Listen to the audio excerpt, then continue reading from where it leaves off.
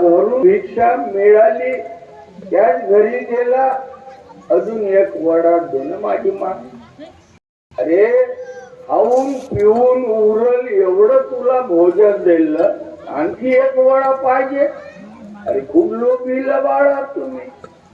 नाही माझ्या गुरुला पाहिजे. गुरु तिकडे जाऊ द्या, आम्हाला नको शिकव.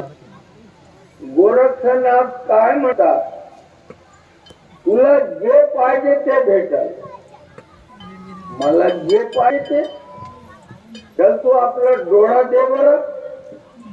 आज भूपसवला आपल्या भगवान बाबा हनुमानजीचं नाव घेतलं, डोळा काढून पदरामध्ये ते बाईची मूर्ती पडली.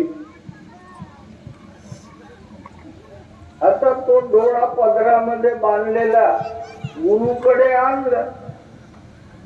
गुरु महाराज का म्हणते, अरे गोरक्षनाथ तू काहून असा लाल लाल झाला, रक्त वाहून राहिले ना? हो गुरुजी. त्या बाईने डोळा मागितला, डोळा काढून येऊन गेला.